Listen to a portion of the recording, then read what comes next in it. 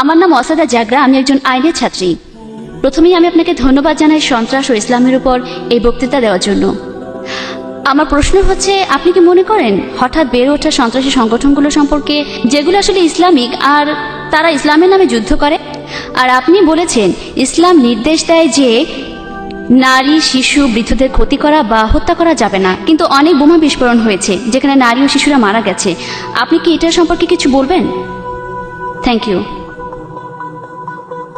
বোন, আপনি খুব প্রাসঙ্গিক প্রশ্ন করেছেন যে এটার কারণ কি সন্ত্রাসী সংগঠনের সংখ্যা বাড়ছে মুসলমানদের মধ্যে, অনেকগুলো বোমা বিস্ফোরণ, আর বিশেষ করে যখন ইসলাম বলে যে আপনি শিশুদের হত্যা করবেন না, এর কারণটা কি? আর এটা খুব সুন্দর একটা প্রশ্ন।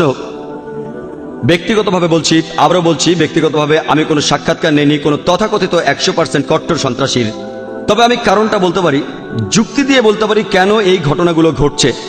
প্রথমত, কিছু মানুষ হয়তো আসলেই নিরীহ মানুষের উপর অত্যাচার করছে। কিছু মুসলমান হতে পারে ভুল পথে চলছে, তারা হয়তো মানছে না কোরআনের নির্দেশ। যেমন প্রত্যেক গোষ্ঠীতেই কিছু কুলাঙ্গার থাকে, এদের মধ্যে একজন সন্ত্রাসী মানব ইতিহাসে। কে সেই লোক? সে হিটলার। সে হত্যা করেছিল 60 লক্ষ ইহুদিকে। তো আমি কি বলতে পারি খ্রিস্টান ধর্মের জন্য দায়ী? হিটলার খ্রিস্টান ছিল, তাই আমি বলতে পারি না যে যেহেতু হিটলার হত্যা করেছিল 60 লক্ষ ইহুদিকে, সেজন্য খ্রিস্টান ধর্ম দায়ী। সে একাই। যদি পৃথিবীর সমস্ত সন্ত্রাসী সংগঠনগুলো দেখেন, আমার সন্দেহ 60 লক্ষ হবে কিনা, কিন্তু হিটলার একাই মেরেছিল 60 লক্ষ। আবার দেখেন মুসলিনি তিনিও একজন খ্রিস্টান। তাই যেহেতু মুসলিনি হত্যা করেছে হাজার হাজার নিরীহ মানুষ, তার অর্থ এই না যে আমি খ্রিস্টান ধর্মকে এর জন্য দায়ী করব। তাই কুলাঙ্গার থাকতে পারে প্রত্যেক ধর্মেই, কুলাঙ্গার, ওরা নিজেদের মুসলমান বলতেই পারে, আর এটা ভুল হতে পারে। 2 নম্বর পয়েন্ট, এটা হতে পারে ওই লোকগুলো হয়রানির শিকার। যদি প্রশ্ন করেন আজকে কোনো ইন্ডিয়ান দেশের স্বাধীনতার জন্য যুদ্ধ করছে না, আপনি কি দেখেছেন কোনো ইন্ডিয়ান স্বাধীনতার জন্য যুদ্ধ করছে? না।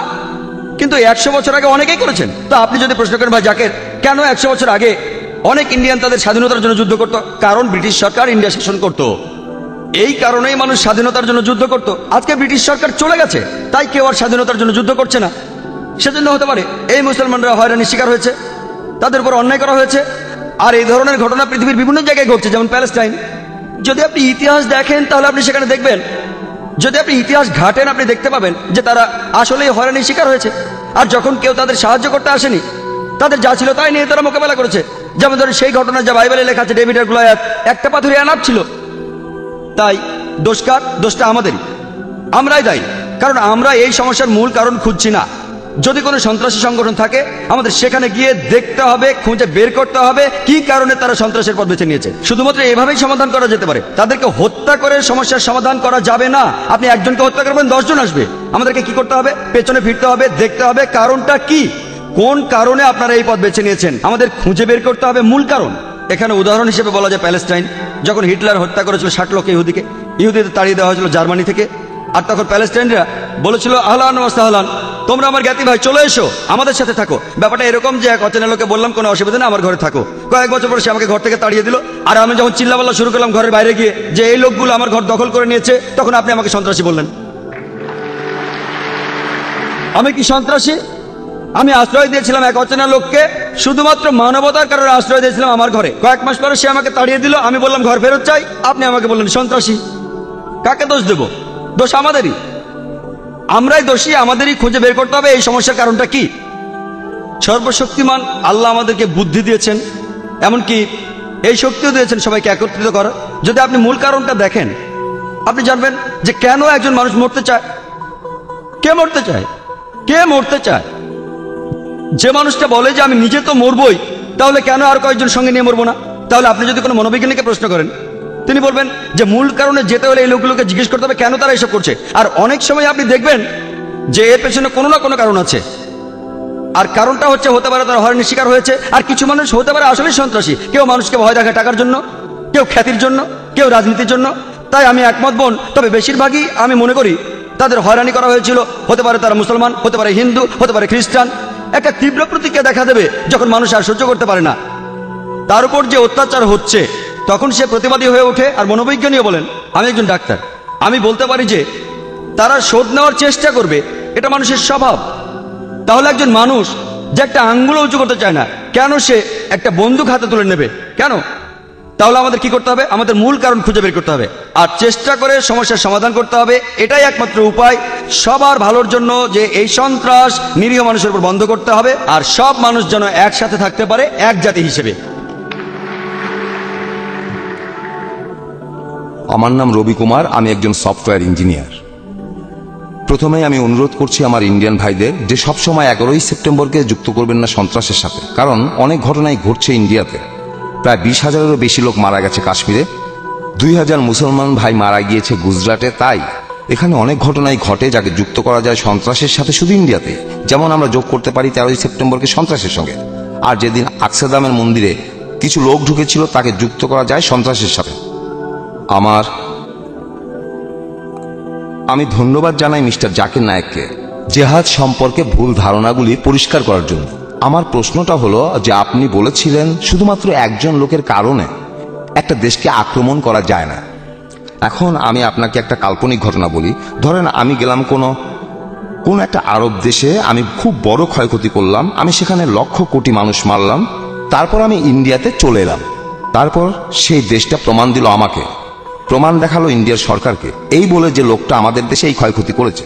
আর ইন্ডিয়ার সরকার বারবার বলছে যে প্রমাণটা যেটা তোমরা দেখিয়েছ সেটা যুক্তিপূর্ণ না। আর সেই প্রমাণটা দেখেছে অন্য দেশগুলো, তারা সবাই একমত। এখন ধরেন সেই দেশটা বারবার বলার পরও আমাকে ফেরত দেয়া হচ্ছে না, তখন কি কি পদক্ষেপ নিতে পারে এই দেশটা?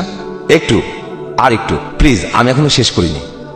এই দেশটার ব্যাপারে প্রমাণ আছে, আগেও ঘটেছে যে ছিনতাই করা বিমান তাদের দেশে এসেছে, তারা উৎসাহ দিয়েছে ছিনতাইকারীদের, তারা সন্ত্রাসীদের সুযোগ দিয়েছে সেই ছিনতাই করা বিমানটি নিয়ে সেই দেশ থেকে পালিয়ে যাওয়ার জন্য। যদি এই হয় দেশটার অবস্থা, তাহলে কি কি পদক্ষেপ নিতে পারে সেই অভিযোগকারী দেশটির ব্যাপারে? আপনি বলেন, ধরেন আমি আসলাম, অনেক ক্ষয়ক্ষতি করে ফেরত আসলাম ইন্ডিয়ার সরকার আমাকে ফেরত দেওয়ার জন্য তৈরি না। আর যে প্রমাণগুলো দেওয়া হয়েছে, আর ইন্ডিয়ার সরকার বারবার বলছে যে প্রমাণ আপনারা দিয়েছেন তা অকাট্য নয়, কি পদক্ষেপ নিতে পারে তখন সেই দেশটা?